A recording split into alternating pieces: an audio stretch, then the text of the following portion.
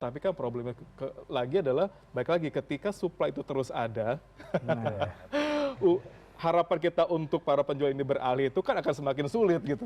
iya. Nah ini balik lagi nih kira-kira, kira-kira semungkin apakah gitu kita memberantas ini Pak gitu. Begini ya, Kalau tidak program UMKM tidak akan berjalan nih Begini. kalau itu jadi tetap besar gitu. isu ini sebenarnya kan bukan hal baru ya, Iya. Mas Ruli ya. Dari berapa tahun lalu pun sudah Iya. diangkat. Akan tetapi sekarang isunya menarik nih. Kalau 2 tahun lalu itu diangkat oleh menteri kami, Pak Menteri Menkop UKM saat itu, sekarang diangkat oleh Pak Purbaya, di mana tadi dia punya perangkat di bawah. Dan ini menjadi angin segar jujur bagi kami kan. Kami respon dengan baik statement Pak Purbaya, dan ternyata Presiden juga memerintahkan hal yang sama. Oke. Jadi sebetulnya harusnya ini bisa berjalan dengan baik karena bukan cuma kami, Pak Purbaya sudah bersuara, Kemendak sudah ada regulasinya clear, kami juga amankan dari sisi teman-teman di hilirnya.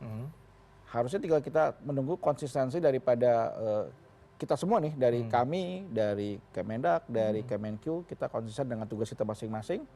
Dan intinya satu, ya tadi sekali lagi, kalau supply-nya di stop, udah selesai gitu loh. Artinya ini end game lah. Pak Redma, mungkin nggak ada end game di thrifting ini di Indonesia? Kalau kita melihat luar biasa besarnya gitu barang thrifting yang masuk ke dalam negeri? Kalau ini sudah sampai diputuskan oleh Pak Presiden di ratas gitu, saya kira harusnya bisa end game.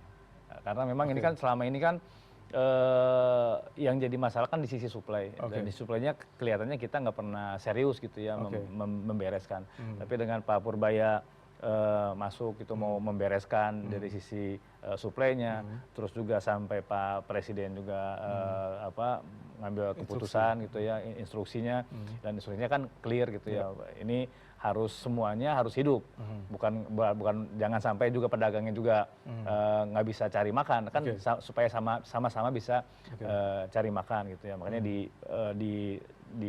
diputuskannya kan juga dengan beberapa kementerian gitu ya.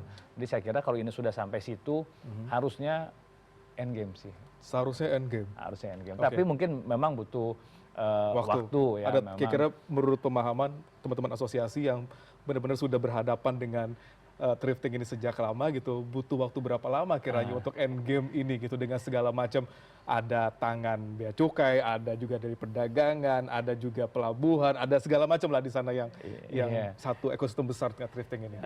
Ini kan ujung-ujungnya ada di bea cukai. Nah, jadi pertama kan menurut kami tugasnya Pak Purbaya membersihkan di bawahnya bea cukai, dulu, di bawahnya dulu, ya kan oknum-oknumnya ini harus dibersihkan dulu. Terus yang kedua perbaikan sistem, perbaikan sistem dari sisi prosedur, karena kan selama ini kan kita pakai PIB itu banyak bis declare-nya Mas, banyak bocornya, ada importasi borongan gitu ya. Nah selama itu masih ada, itu akan sulit tuh. Jadi perbaikan sistemnya juga harus di ini. Nah dan terakhir adalah importir gimana?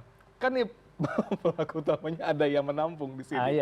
Yang meloloskan bea cukai, tapi kan ada yang menampung di sini yang meminta atau selama kalau di sini ada yang menampung, selama bea cukainya nggak bisa diajak main, nggak bisa Mas, nggak bisa masuk. Tetap aja nggak bisa masuk. Jadi yang pertama bea cukainya nggak bisa diajak main, terus juga sistem importnya nggak ada bolong gitu ya. Karena kalau sistemnya juga ada bolong, bea cukainya nggak bisa diajak main, ada sistem bolong tetap jalan juga. Artinya bea cukai yang dibohongin gitu.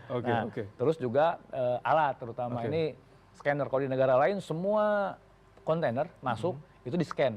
Nah kalau di sini kan nggak. Nah, di sini kan bea cukainya ada jalur hijau, jalur merah, yang di scanner jalur merah, scanner juga cuma punya 3. Nah, kan ini agak aneh nih. Nah, jadi dari sisi 3 itu, integritas pegawai bea cukai, sistemnya sama alat, supaya ada kekhawatiran kalau misalnya nanti bea cukai sudah berjalan, tapi kan lebih kepada pelabuhan-pelabuhan yang memang sudah bisa kelihatan gitu kan, boleh kontainer. Tapi apabila nanti ternyata malah masuk lagi ke cara lama gitu ya, jalur tikus gitu ya, itu pasti lewat ada, laut gitu. Ya. Itu pasti ada. Dan kalau saya lihat sih teman-teman dari bea cukai yang di laut, perangnya terhadap itu sih keras Mas. Jadi dan dibantu juga oleh polisi air gitu ya, dibantu oleh angkatan laut. Jadi yang lewat kapal-kapal kayu itu juga akan ada, tentu pasti ada. Cuman itu akan sangat minim lah, sangat minim.